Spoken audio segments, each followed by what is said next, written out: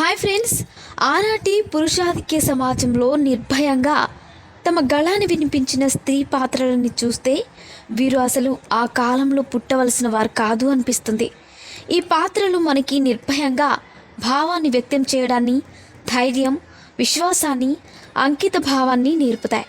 మహాభారతంలో అత్యంత అందమైన, అద్భుత మేధస్సు, సౌందర్యం కలగలిసిన 10 మంది స్త్రీ పాత్రల గురించి ఇప్పుడు మనం తెలుసుకుందాం. 1. ద్రౌపది. మహాభారతంలో 10 అందమైన స్త్రీలలో ద్రౌపది లేదా పాంచాలి తప్పక ఉండి తీరుతుంది. పాంచాల దేశపు మహారాజైన ద్రుపదుని కుమార్తె ఈమె. మహాభారతం 2వ సగంలో ఆమె పోషించిన పాత్ర శ్లాఘనీయం. అర్జునుడు ఆమెను స్వయంవరంలో గెలిచిన చివరికి 5 పాండవులకి ఉమ్మడి పత్ని అయింది ఈమె. ద్రౌపది ఎప్పుడు నమ్మి పూజించే శ్రీకృష్ణుడే ఈమెని నిండు కౌరవ సభలో వస్త్రపహారణం సమయంలో అవమానం నుంచి గట్టెక్కించాడు. 2. అంబ. కాశీని పరిపాలించే మహారాజు గారికి అంబ, అంబిక, అంబాలిక అని 3 కుమార్తెలు. వారిలో అంబ పెద్దది. మహాభారతంలో అందమైన స్త్రీలలో ఒకరైన ఈమెకు ఆమె తండ్రి గారు స్వయంవరాన్ని ఏర్పాటు చేశారు.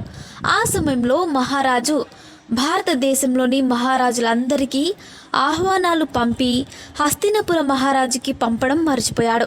ఇది చూసి ఆగ్రహించిన భీష్ముడు తన మేనల్లుడైన విచిత్ర వీర్యునికి అంబనిచ్చి పెళ్లి చేయదలిచి అంబ, అంబిక, అంబాలిక 3 అపహరించాడు. కానీ అప్పటికే స్వయంవరంలో తాను సాల్వ మహారాజుకి మనసిచ్చానని అంబ ధైర్యంగా తన ప్రేమని భీష్ముని ముందు వ్యక్తపరచడం చూస్తే ఆ కాల పరిస్థితులకి ఇది చాలా ధైర్యమైన చర్య అని చెప్పవచ్చు. ఇకపోతే ఊర్వశి ఇంద్రుని దర్బారులో అందమైన నాట్యగత్తె. అర్జునుని మీద మనసు పడి అతనిని తన అందచందాలతో కవ్వించాలని చూసి భంగపడుతుంది. తనని తిరస్కరించాడని ఆగ్రహించిన ఊర్వశి అర్జునుడు తన మగతనం కోల్పోవాలని శపిస్తుంది. ఆ కాలంలోనే తనకి ఒక పురుషునిపై ఉన్న కామాన్ని ధైర్యంగా వ్యక్తపరిచిన స్త్రీ ఊర్వశి. కుంతి మహాభారతంలో అందగత్తెలైన స్త్రీలలో ఒకరు. ఆమెకు వివాహానికి పూర్వమే సూర్యుని ద్వారా కర్ణుడు జన్మించాడు. కానీ ఈమె ఆటలాడుకుంటూ ఆకతాయితనంతో సూర్యుడిని పిలిచి కొడుకుని పొందింది.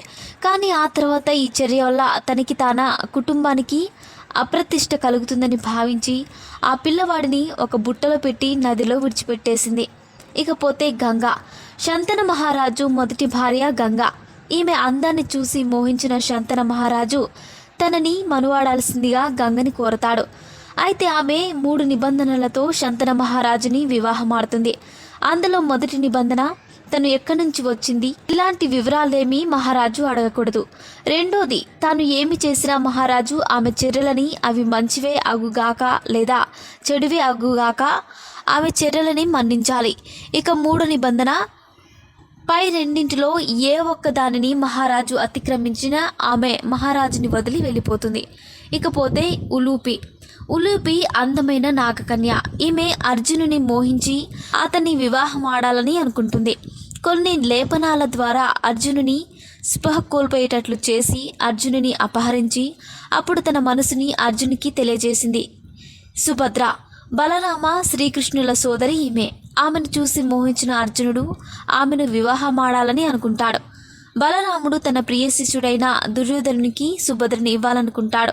ఇది ఇష్టం లేని శ్రీకృష్ణుడు ఆమెను అపహరించి తీసుకెళ్లమని అర్జునునికి ఉపదేశిస్తాడు. ఇకపోతే సత్యవతి శంతన మహారాజు గారి 2వ భార్య. ఆమె మత్స్యకారుల కుటుంబానికి చెందినది. ఆమె అందానికి, ఆమె నుంచి వెలువడే కస్తూరి పరిమళనానికి మహారాజు ఆకర్షితుడై మనసు పారేసుకుంటాడు. తనకి పుట్టే కుమారులే సింహాసనాన్ని అధిరోహించేలా మహారాజు నుంచి వాగ్దానం తీసుకొని ఈమె మహారాజుని వరించింది. ఇకపోతే గాంధారి. సుబల మహారాజు కుమార్తె గాంధారి. ఈమె యవ్వనంలో మహాశివుని పూజించింది. అందువల్ల శివుడు ఆమెకు 100 కుమారులు కలిగేలా ఆశీర్వదించాడు. ధృతరాష్ట్రుని వివాహమాడిన ఈమె భర్త గుడ్డివాడని తెలియగానే తాను కూడా కళ్ళకి గంతలు కట్టుకుని భర్తని అనుసరించింది. తన భర్త కోసమని స్వచ్ఛందంగా కంటి చూపుని జీవితాంతం త్యాగం చేసిన ఈమె మహాభారత అందగత్తెలలో ఒకటి. మరిన్ని ఇంట్రెస్టింగ్ అప్డేట్స్ కోసం మా ఛానల్ని సబ్స్క్రైబ్ చేసుకోండి.